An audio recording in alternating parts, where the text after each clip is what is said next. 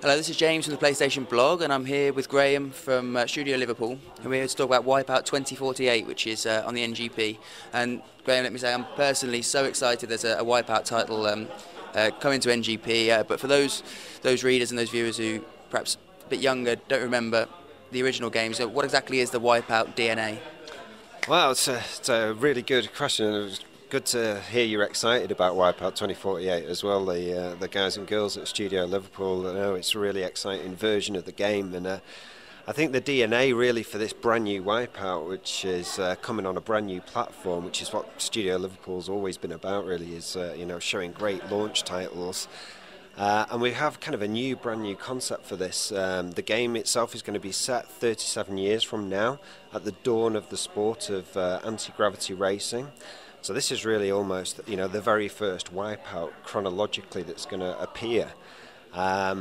So we've got this new setting where we're setting the races through the heart of a city. So it's very much our interpretation of what New York City might look like in 40 years from now. So Studio Liverpool's got a real signature look, and that's really coming through in the game that we've demonstrated today.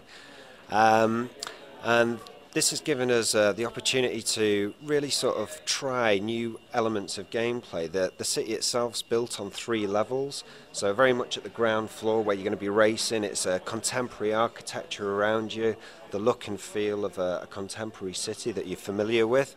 And then as you go higher up through the city, you get to more of the futuristic and the modernistic buildings that's built on top of this kind of familiar space. So it's a real kind of differentiator in the way it looks and feels from previous WipEouts that we've made.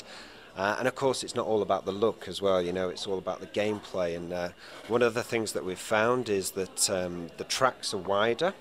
And that's given us a new opportunity really to have more aggressive, more ship-to-ship racing, a lot more dogfighting as you're combating through the city streets, with a lot more focus on the weapons and gameplay.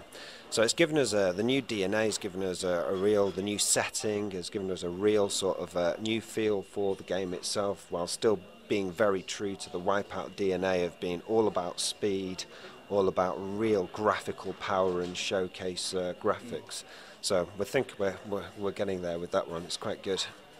As we've seen we've got a wide range of NGP games today, and there's one thing you can see is as developers, you've got great choice of in terms of inputs, so player input.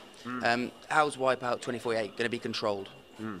So we've got some, the NGP is a fantastic device. It's got multiple states, so you can go for a traditional control scheme using the twin sticks that you will have found on console machines like HD and Fury uses for WipEout. And we're very much going to include those traditional control schemes for our core audience for WipEout 2048. We're absolutely going to remain true to that. And we're also, with the NGP, trying new stuff out that's working really well. The rear touch panel gives us a great opportunity to take the accelerator off the buttons and have it on the rear touch panel, so you can keep your hand on it.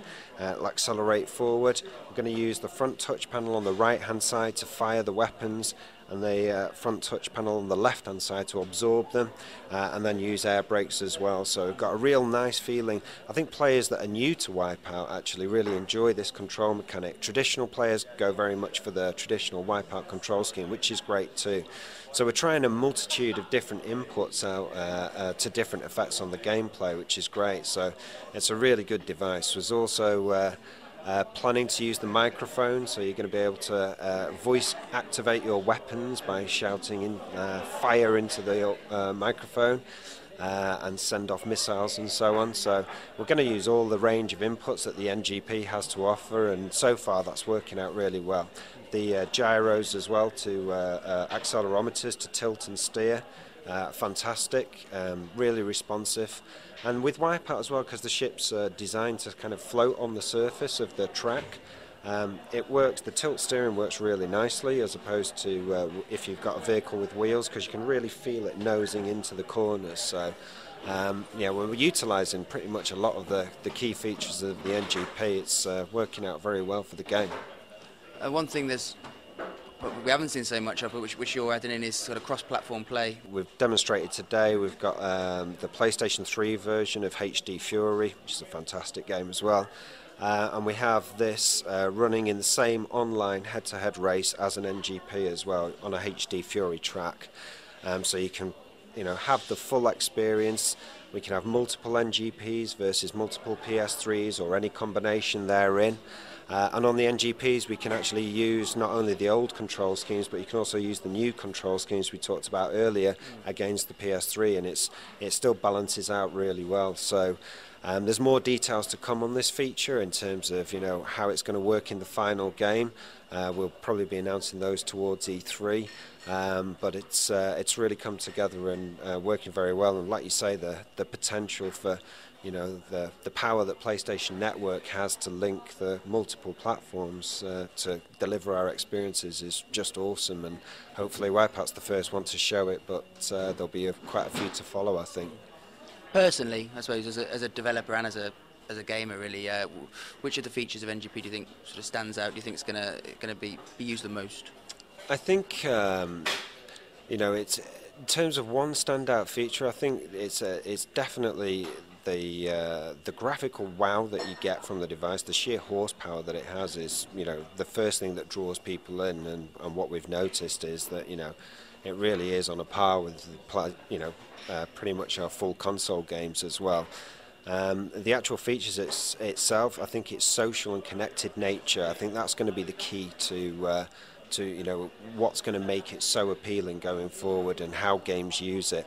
So all that things of linking your friends to your gaming experiences, and how that will evolve then going forward as you're playing the game.